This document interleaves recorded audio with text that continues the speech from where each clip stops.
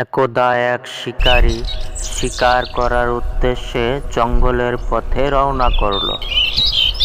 সে জঙ্গলের চারিদিকে ঘুরতে লাগলো, তবুও সে কোনোই শিকার খুঁজে পাচ্ছিল না, কারণ সকল পশু তাকে দেখে আগে থেকেই সতর্ক হয়ে গিয়েছিল। শিকারী কোনোই শিকার না পেয়ে বলল, আজ মনে হচ্ছে কোনো শিকার হাতে আসবে না। দেখি আর একটু সামনের দিকে যাই, যদি কিছু একটা পাওয়া যায়।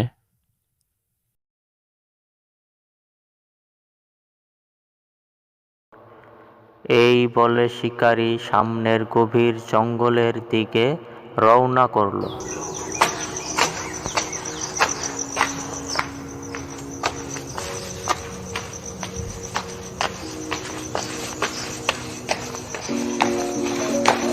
হঠাৎ সে একটি অসুস্থ হরিণ দেখতে পেল, আর তখন সে বলল, আজ এই হরিণটাই শিকার করব। সে অসুস্থ, তাই সে আমায় দেখে আর পালাতে পারবে না। এই বলে শিকারী হরিণের দিকে তার নিশানা তাক করল।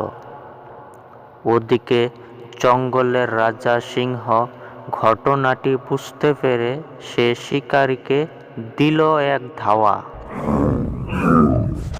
বাপরে বাপ, বাঁচাও বাঁচাও, সিংহ আমায় আজ জ্যান্ত চিবিয়ে খাবে। বাঁচাও বাঁচাও বাঁচাও।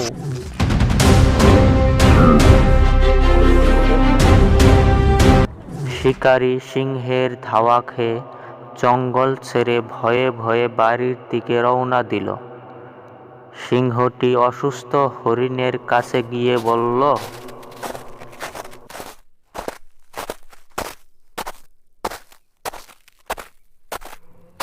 তোমার এই অসুস্থ শরীর নিয়ে নিজের গুহার বাহিরে আসছো কেন? এখনই তো তুমি শিকারীর শিকার হয়ে যেতে। কি আর করব ভাই, আমি কিছু না খাওয়ার কারণে আমার ছোট্ট ছোট্ট বাচ্চারা দুধ না খেতে পেরে অসুস্থ হয়ে যাচ্ছে।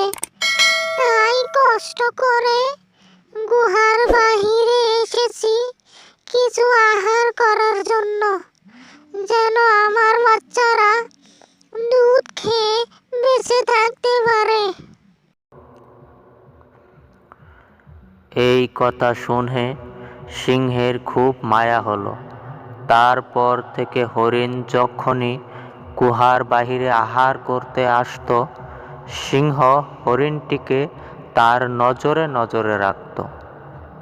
আর এভাবেই সিংহ আর হরিণের মধ্যে গভীর এক বন্ধুত্বের সম্পর্ক তৈরি হলো।